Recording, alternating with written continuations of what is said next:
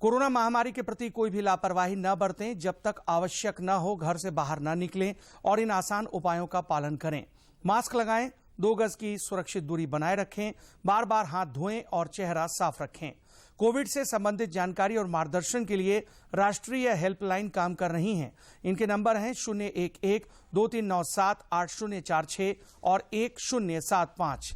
इसके अलावा राज्य हेल्पलाइन नंबर 104 डायल कर समस्या का त्वरित समाधान लिया जा सकता है। और अब समाचार विस्तार से। टोक्यो ओलंपिक में ऑस्ट्रेलिया के खिलाफ खेले गए मुकाबले में भारतीय महिला टीम ने ऑस्ट्रेलिया को 1-0 से शिकस्त दे दी है। महिला हॉकी टीम की जीत इसलिए भी खास है क्योंकि महिला टीम पहली बार ओलंपिक के सेमीफाइनल में पहुंच गई है। भारत ने क्वार्टर फाइनल में 3 बार के ओलंपिक चैंपियन ऑस्ट्रेलिया को 1-0 से मात दे दी।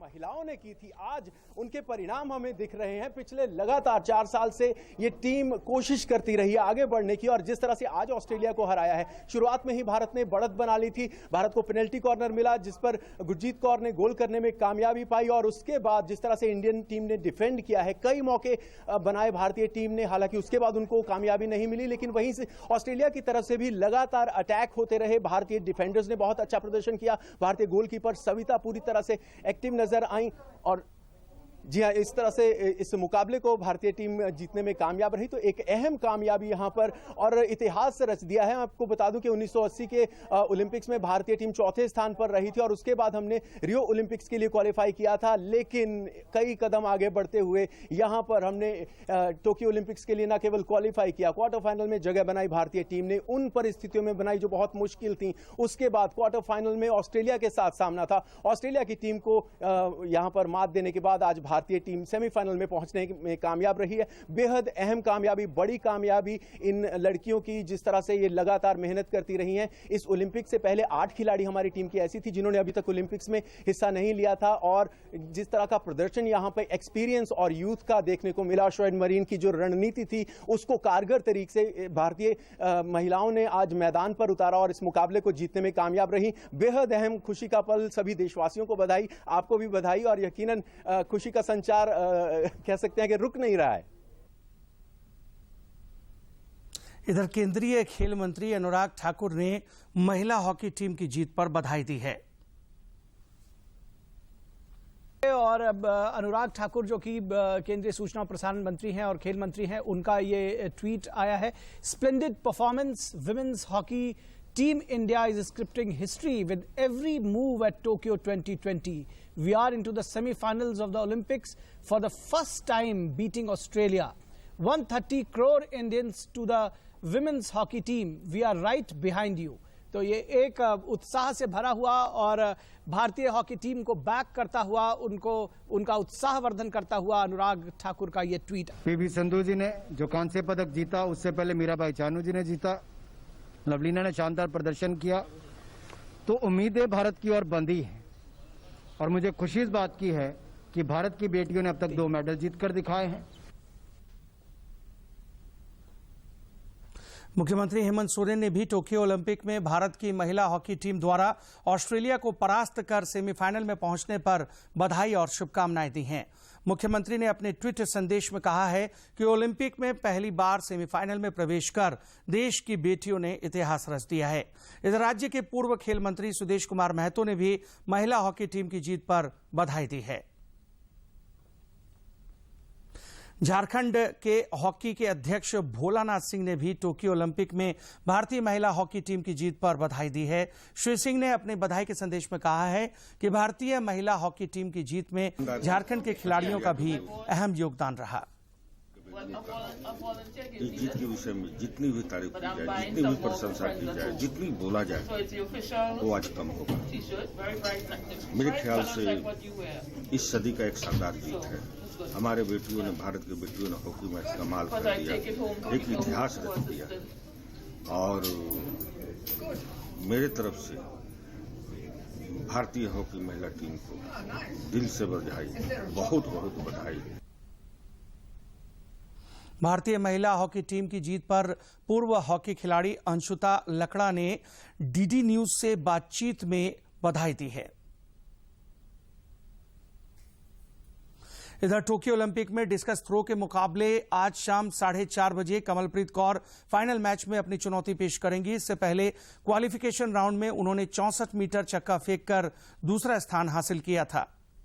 फाइनल में उतरेंगी, वो पदक जीतने में कामयाब रही तो एथलेटिक्स में मेडल लाने वाली पहली भारतीय बन जाएंगी। क्वालिफाइंग राउंड में कमलप्रीत ने 64 मीटर दूर चक्का फेंका था और हालांकि उनका व्यक्तिगत सर्वश्रेष्ठ 66 मीटर से अधिक है। टोक्यो ओलंपिक में कल बैडमिंटन के महिला सिंगल्स में पीवी सिंधु ने कांस्य पदक जीत लिया। इसके साथ ही सिंधु ओलंपिक खेलों में 2 व्यक्तिगत पदक जीतने वाली पहली भारतीय महिला खिलाड़ी बन चुकी हैं। सिंधु की इस जीत पर आज राज्यसभा में उन्हें बधाई दी गई। I congratulate Ms. PV Sindhu for winning bronze medal in badminton women's singles event in Olympics Games being held in Tokyo, Japan. With her spectacular performance, Ms. Sindhu has scripted history by becoming the first Indian woman to win 2 Olympic medals. I wish Ms. PV Sindhu success in her future endeavors and hope that she will continue to bring many more laurels to the country.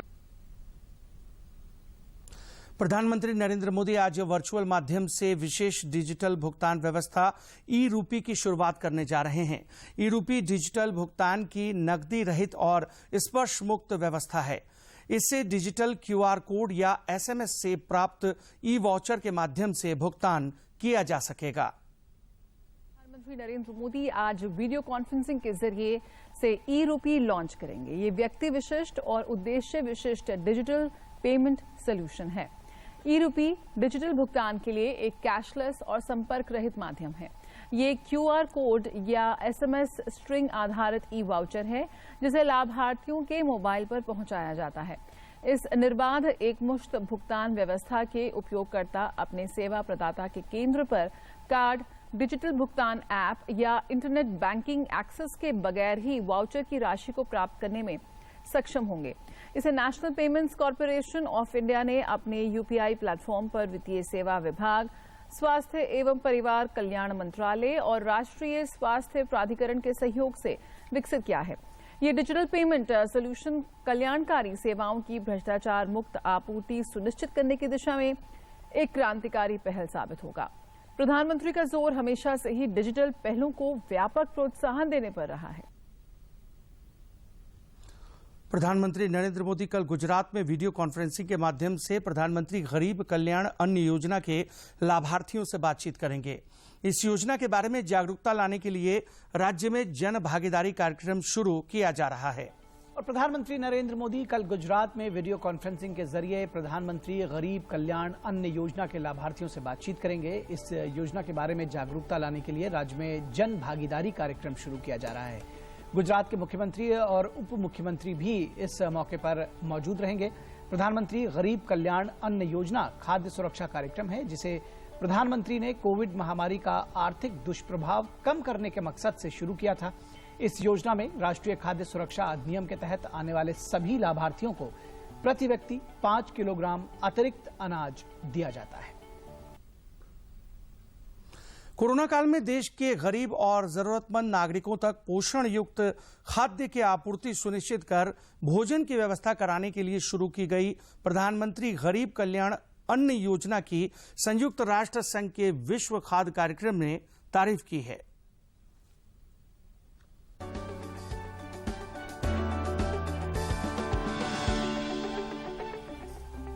कोविड-19 की वैश्विक महामारी ने विश्व भर में लाखों लोगों तक पोषण पहुंचाने की व्यवस्था और खाद्य सुरक्षा को एक और जहां खासा प्रभावित किया है, वहीं भारत सरकार ने कोरोना काल में देश के 80 करोड़ से अधिक गरीब और जरूरतमंद नागरिकों तक प्रधानमंत्री गरीब कल्याण अन्न योजना के जरिए पोषक तत्वों से युक्त शुद्ध खाद्यान्न पहुंचाकर देश की खाद्य सुरक्षा और पोषण प्राथमिकता को पूरा करने में महत्वपूर्ण भूमिका निभाई है। प्रधानमंत्री नरेंद्र मोदी के मानवीय दृष्टिकोण को रेखांकित करती प्रधानमंत्री गरीब कल्याण अन्न योजना की आज न केवल पूरी दुनिया तारीफ कर रही है, बल्कि विश्व खाद्य संगठन ने इसे दुनिया की लोकहित से जुड़ी उत्कृष्ट कल्याणकारी योजनाओं में शामिल किया है।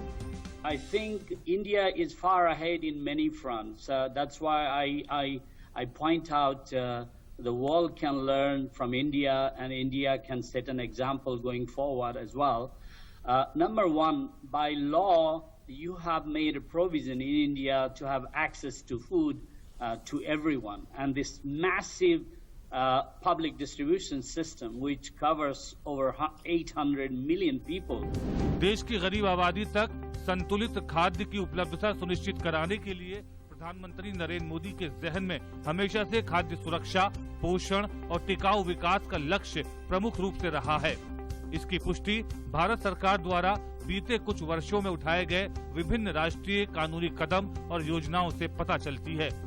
प्रधानमंत्री नरेंद्र मोदी के मानवीय सरोकारों को इंगित करती प्रधानमंत्री गरीब कल्याण से जुड़ी योजनाओं की आज पूरी दुनिया मुरीद हो गई है। In the context of this COVID response, when the people were, staying at home, lost their livelihood and earning opportunities, they were doubling up the supplies and the, effective measure to transport and advanced planning. I think these were all excellent examples of effective response from the government of India.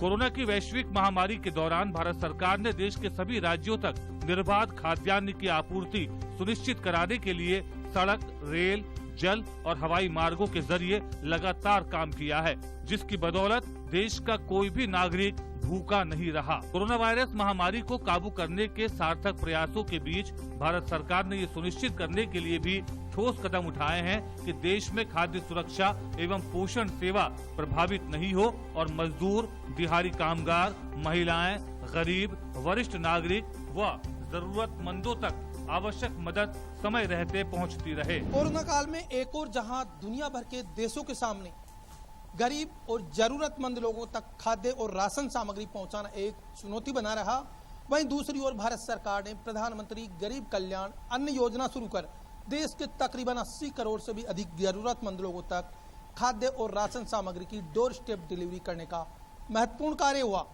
यही वजह है कि वैश्विक जगत ने न केवल प्रधानमंत्री नरेंद्र मोदी के मानवीय सरोकारों से जुड़ी इस महत्वाकांक्षी योजना की खुले मन से तारीफ की, बल्कि विश्व खाद्य संगठन ने भी खुले मन से भारत सरकार के इस नेक कार्य को सराहित किया। मेरे सहयोगी कैमरामैन भीम सिंह के साथ Mopi Yadav, DD news, Delhi.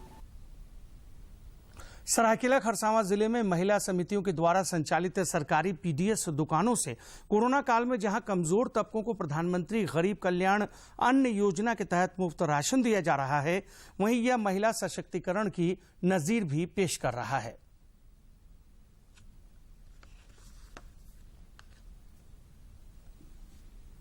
Corona विपदा काल में प्रधानमंत्री गरीब कल्याण अन्न योजना के तहत वंचित वर्गों को मुफ्त राशन दिया जा रहा है, जिससे सरायकेला खरसावां जिले में लोगों को बड़ी राहत मिली है। यहाँ की खास बात ये है कि यहाँ सरस्वती माता महिला समिति द्वारा संचालित जन वितरण प्रणाली की दुकानों कमजोर तबकों तक ये लाभ पहुँचाया जा रहा है, जो महिला सशक्तिकरण की नजीर भी पेश कर रहा है। सरस्वती माता महिला समिति हम लोग चलाते हैं, हम उसमें सचिव है, अध्यक्ष है, हाँ, हम लोग सब मिलकर चलाते हैं। उसमें हम लोग मोदी वाला जो चावल जो मिला है फिर हम लोग दिल से बहुत खुशी होता है हम लोग को देने में। उसमें मौसम के रंग रूप भले ही अलग हों, मगर सरस्वती माता महिला समिति की ये महिलाएं अपनी सेवाएं देने में हमेशा तत्पर रहती हैं, जिससे लाभार्थी खासे खुश हैं। प्रधानमंत्री के तहत जो योजना के आधार पर हमें जो फ्री का राशन दिया जा रहा है, मैं उससे पूरा लाभ प्राप्त कर रही हूँ। मैंने इस महीने भी अपना पूरा राशन उठाया है और बेहद खुशी की बात है कि दिवाली तक मुझे योजना का लाभ मिलता रहेगा। मैं प्रधानमंत्री नरेंद्र मोदी के राशन में फ्री में राशन मिलने से बहुत खुश हूँ। मैं उसका लाभ ले रही हूँ और मुझे पता चला है कि वो मुझे दिवाली तक अभी फ्री में राशन मिलने वाला, तो इससे मुझे बहुत खुशी हुई है। मैं नरेंद्र मोदी का बहुत धन्यवाद करती हूँ। सरायकेला खरसावां जिला के इस औद्योगिक क्षेत्र में ज्यादातर मजदूर वर्ग के लोग निवास करते हैं, जिन्हें महिला समितियों के द्वारा संचालित ये पीडीएस दुकानें भूख से लड़ने में संबल प्रदान कर रहे हैं। हम यहाँ पर राशन ले रहे हैं बहुत दिन से, 2 सालों को हो गया है, और प्रधानमंत्री जो फ्री राशन दे रहे हैं दीपावली तक देने के लिए कर रहे हैं, हम प्रधानमंत्री से तो धन्यवाद कर रहे हैं। इसमें कोई संदेह नहीं है कि कोरोना काल में केंद्र सरकार ने हर तरह से गरीबों और असहायों का साथ दिया है, जिससे विपदा काल की चुनौतियों को सबों ने सामूहिकता की ताकत से घुटने टेकने पर मजबूर कर दिया। सरायकेला खरसावां से डीडी झारखंड के लिए अनूप मिश्रा की ग्राउंड रिपोर्ट। संसद के मॉनसून सत्र में आज कई महत्वपूर्ण विधेयक पेश किए जाएंगे। संसद के मौजूदा सत्र में आज लोकसभा में नियम 193 के अंतर्गत देश में कोविड-19 की मौजूदा स्थिति और उससे जुड़े विभिन्न पहलुओं पर होगी चर्चा। वहीं उच्च सदन में आज अंतर्देशीय जलयान विधेयक 2021 चर्चा और पारित कराने के लिए किया जाएगा पेश। मुख्यमंत्री हेमंत सोरेन ने झारक्राफ्ट की ओर से कंबल की खरीदारी में बरती गई अनियमितता की जांच के मामले में एंटी करप्शन ब्यूरो एसीबी से जांच से संबंधित अद्यतन स्थिति की जानकारी प्राप्त की। साथ ही झारक्राफ्ट के दोषी पदाधिकारियों के विरुद्ध अनुशासनात्मक एवं दंडात्मक कार्रवाई शुरू करने के लिए प्रबंध निदेशक झारक्राफ्ट को निर्देश देने संबंधी प्रस्ताव को स्वीकृति प्रदान कर दी है। गौरतलब है कि झारक्राफ्ट द्वारा हरियाणा के पानीपत से कंबल की खरीदारी की गई थी। धनबाद के जिला एवं सत्र न्यायाधीश उत्तम आनंद की मौत के मामले में एसआईटी ने अपनी कार्रवाई तेज कर दी है। धनबाद पुलिस ने विशेष अभियान चलाकर पूरे जिले को खंगालना शुरू कर दिया है। इस दौरान जिले के तमाम थानों से संदिग्धों को हिरासत में ले लिया गया है और उनसे पूछताछ की जा रही है। एडीजी की मौत के मामले की जांच के लिए गठित एसआईटी ने कल धनबाद सर्किट हाउस में मैराथन बैठक की। बैठक की अगुवाई खुद एडीजी संजय आनंद लाटकर कर रहे थे। धनबाद के वरीय पुलिस अधीक्षक संजीव कुमार ने पत्रकारों को बताया कि विशेष अभियान चलाकर धनबाद के सभी 55 थानों से कुल 243 संदिग्ध लोगों को हिरासत में लेकर उनसे अलग अलग थानों में पूछताछ की गई है, जिसमें अलग अलग कांडों में संलिप्त 17 अपराधियों को गिरफ्तार किया जा चुका है। विभिन्न पहलुओं पर अनुसंधान जारी है, लेकिन बस ये हम बताना चाहेंगे, आज हम लोगों ने मेजर एक ड्राइव चलाया था पूरे जिले में। करीब 243 लोगों को हम लोग पकड़ कर लाए, उनसे पूछताछ किया। करीब 17 गिरफ्तारियां हुई हैं विभिन्न अलग अलग कांडों में। करीब 53 जो होटल्स थे उनको हम लोगों ने चेक किया है और करीब 250 ऑटो को जो प्रॉपर कागजात के साथ नहीं थे या लाइसेंस नहीं था, इन सारी चीज़ों को हम लोगों ने आज जब्त किया है। उस पर जांच चल रही है और ये मेजर जो हम लोग जो क्रिमिनल्स हैं उनको हम लोग जांच कर रहे हैं। अब बाकी जो अनुसंधान है वो अनुसंधान अपनी गति, वो अनुसंधान हम लोग विभिन्न पहलुओं पर कर रहे हैं। देश में कोरोना संक्रमित मरीजों की संख्या में लगातार कमी हो रही है।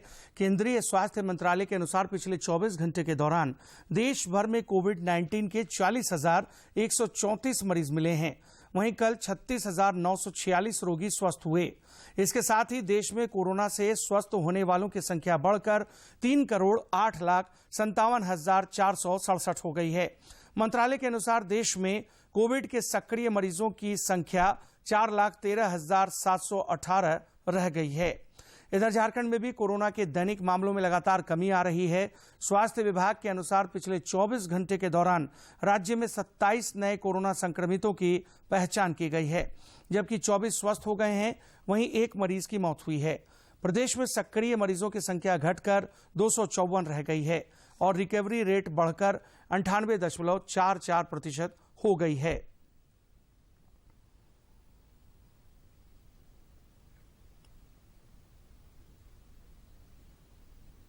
देश में कोविड के खिलाफ जारी जंग में टीकाकरण अभियान तेजी से चल रहा है। पिछले 24 घंटे के दौरान 17,06,000 से ज्यादा लोगों को कोविड के टीके लगाए गए।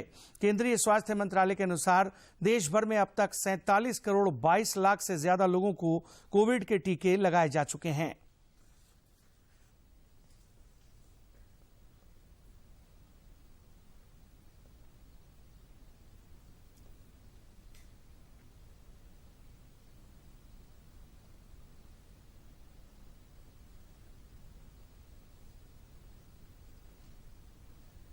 इधर राज्य में टीकाकरण अभियान तेज गति से चल रहा है। राज्य में पिछले 24 घंटे के दौरान 69,000 से अधिक लोगों को टीके लगाए जा चुके हैं। इनमें 49,000 से ज्यादा लोगों को पहला डोज दिया गया। स्वास्थ्य विभाग के अनुसार राज्य में अभी कोरोना टीका का 4,71,830 डोज स्टॉक में है, जबकि कोवैक्सीन का 74,500 और कोविशील्ड का 3,97,330 डोज शामिल है। आज सावन महीने की दूसरी सोमवारी है। रांची के पहाड़ी मंदिर और देवघर के बाबा वैद्यनाथ धाम मंदिर समेत सभी शिवालयों का विशेष श्रृंगार किया गया है। कोरोना को देखते हुए श्रद्धालुओं के लिए ऑनलाइन दर्शन की व्यवस्था की गई है। उधर देश भर के शिवालयों में भी सावन की दूसरी सोमवारी श्रद्धालु पूजा अर्चना करने में जुटे हैं।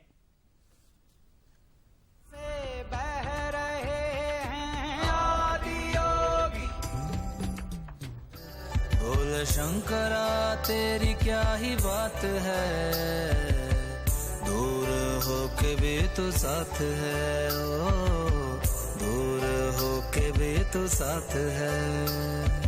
खुद को मैं कर दूंगा तुझको समर्पण, मैं तेरा आंसू हूँ तू मेरा दर्पण। ओम जय शिव ओंकारा, प्रभु हरि शिव ओंकारा, ब्रह्मा विष्णु सदा शिव, ब्रह्मा विष्णु सदा। राजधानी रांची समेत राज्य के कई इलाकों में हल्के से मध्यम दर्जे की बारिश होने की संभावना है। रांची स्थित मौसम विज्ञान केंद्र के अनुसार आगामी 5 अगस्त तक कहीं कहीं हल्की या छिटपुट बारिश हो सकती है। इसे लेकर कोई चेतावनी जारी नहीं की गई है।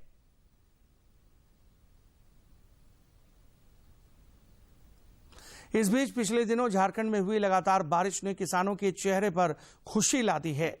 रामगढ़ के किसानों ने भी इस बारिश से फायदा उठाते हुए अच्छी खेती की नजीर पेश की है।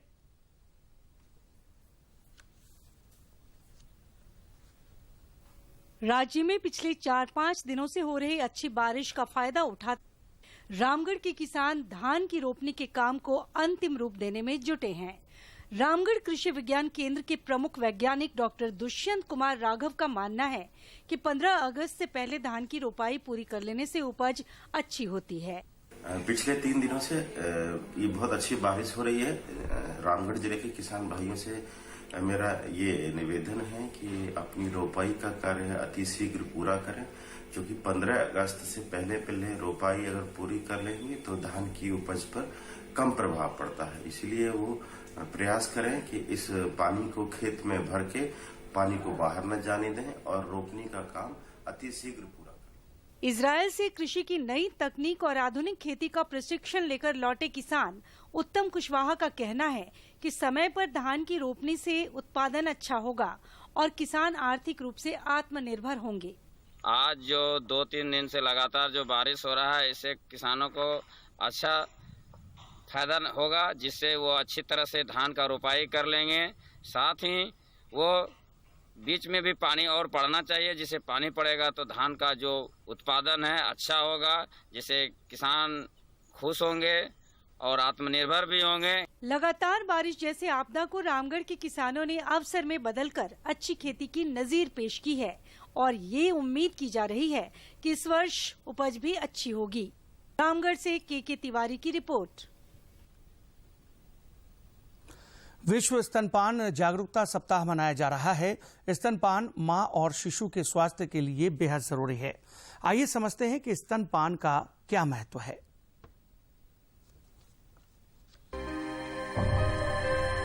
मां का दूध बच्चे के बेहतर स्वास्थ्य का आधार माना जाता है। प्रत्येक वर्ष स्तनपान के विषय में जागरूकता बढ़ाने के उद्देश्य से 1 से 7 अगस्त तक विश्व स्तनपान सप्ताह मनाया जाता है। प्रसव के 1 घंटे के अंदर अंदर स्तनपान शुरू हो जाना चाहिए। 6 महीने तक सिर्फ स्तनपान देना चाहिए। 6 महीने पर ऊपरी आहार शुरू करना चाहिए और 2 साल तक स्तनपान जारी रखना चाहिए या ज्यादा अगर माँ चाहे तो। इससे देखा गया है कि बच्चे को पूरा पोषक आहार मिलता है, उसकी इम्यूनिटी अच्छी डेवलप होती है और वो उसका विकास भी अच्छा होता है। माँ का दूध जन्म से 6 महीने तक शिशु को पूर्ण पोषण प्रदान करता है। स्तनपान के फायदों की बात करें तो बच्चे को इससे बहुत फायदा है। इससे शिशु मृत्यु दर में कमी होती है, साथ ही साथ उनको बीमारियां लाइक दस्त है, निमोनिया है या मोटापा है, इस तरह की बीमारियां नहीं होती हैं या कम होती हैं। इसके साथ साथ जब वो वयस्क होते हैं तो भी कई सारी बीमारियां जैसे कि डायबिटीज है, ब्लड प्रेशर है, ये भी इन बच्चों में कम होता है। बच्चे के साथ साथ माँ के लिए भी स्तनपान के बहुत फायदे हैं। इन माओं को जो स्तनपान कराती हैं उनको स्तन का कैंसर या गर्भ ओवरी का कैंसर या फिर उनको डायबिटीज कम होती हैं। और देखा गया है कि ये बच्चे जो स्तनपान पर रहते हैं उनकी वृद्धि का विकास भी ज्यादा होता है। शिशु को स्तनपान अवश्य करवाएं, जिससे शिशु का स्वस्थ जीवन सुनिश्चित किया जा सके। किरण भारद्वाज, डीडी न्यूज। शनि एक ऐसा ग्रह है जिसका रहस्य हर कोई जानना चाहता है। तारामंडल में इस बार शनि से जुड़ी एक खगोलीय घटना होने जा रही है जो हर किसी के लिए आकर्षण की वजह बनेगी। वैज्ञानिकों के मुताबिक शनि ग्रह आज सवेरे 11:30 बजे पृथ्वी से सबसे करीब आ गया।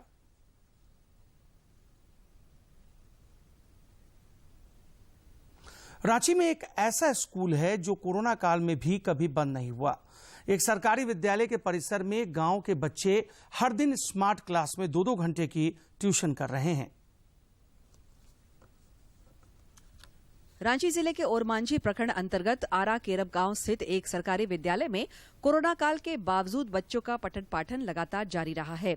बच्चों की पढ़ाई में किसी प्रकार की बाधा न हो, इसके लिए Jharkhand state livelihood promotion society ने विशेष कदम उठाया है। JSLPS के block programme manager Mukesh Kumar Sinha बताते हैं कि ग्राम सभा और अभिभावकों की सहमति से यह कदम उठाया गया है, जिसके तहत बच्चों को ट्यूशन दी जा रही है। यहाँ पे मतलब ये जो आराकेरम गांव है, ये पूरे भारत में एक मॉडल गांव के रूप में जाना जाता है। तो यहाँ की जो ग्राम सभा है वो इस कोविड के समय में एक निर्णय किया कि क्यों नहीं हम लोग, जब मॉडल गांव है तो हमारा मॉडल कुछ ऐसा करके हम लोग दिखाएं जिससे कि हमारा बच्चा, हमारा समूह, हमारा गाँव। दूरदर्शन झारखंड पर पल पल की खबरों से जुड़े रहने के लिए आप हमारे social media platform Twitter, Facebook और यूट्यूब से जुड़ सकते हैं, क्योंकि खबरों से जितना बाखबर रहना जरूरी है उससे ज्यादा जरूरी है सटीक, संतुलित और निष्पक्ष समाचार। हमारा ट्विटर हैंडल और फेसबुक पेज है डीडी न्यूज झारखंड। आप हमें YouTube channel Jharkhand DD news पर भी देख और सुन सकते हैं। और इसी के साथ इस बुलेटिन में फिलहाल इतना ही। दीजिए इजाजत, लेकिन चलते चलते एक नजर अब तक की सुर्खियों पर। टोक्यो ओलंपिक में भारतीय महिला हॉकी टीम ने ऑस्ट्रेलिया को 1-0 से हराकर सेमीफाइनल में बनाई जगह। केंद्रीय खेल मंत्री और मुख्यमंत्री हेमंत सोरेन ने दी बधाई। प्रधानमंत्री नरेंद्र मोदी आज वीडियो कॉन्फ्रेंसिंग के माध्यम से विशेष डिजिटल भुगतान व्यवस्था ई-रूपी का करेंगे शुभारंभ।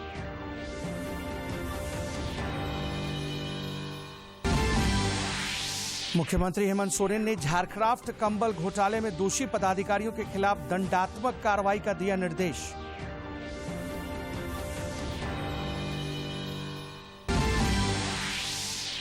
और राज्य में पिछले 24 घंटे के दौरान कोरोना के 27 नए मरीज मिले, 24 हुए स्वस्थ।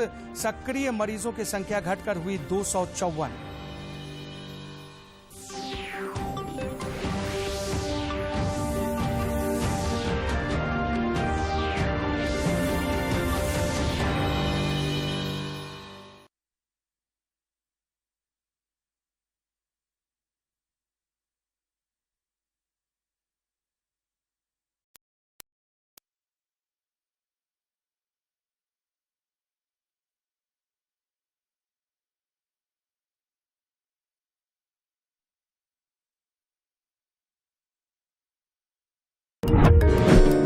प्यारे बच्चों, कोविड-19 के कारण आप सभी अपने अपने घरों में रहकर ही अपनी पढ़ाई कर रहे हैं। ऐसे समय में आप अपनी पढ़ाई को रोचक तरीके से सीख समझ सकें, इसके लिए झारखंड सरकार द्वारा प्रस्तुत किया जा रहा है हमारा दूरदर्शन हमारा विद्यालय कार्यक्रम। इसके माध्यम से आप प्रत्येक दिन सोमवार से शुक्रवार तक पूर्वाह्न 10 से 12 तथा अपराह्न 1 से 2 बजे तक अपनी अपनी कक्षाओं के अनुरूप कार्यक्रम देख सकेंगे।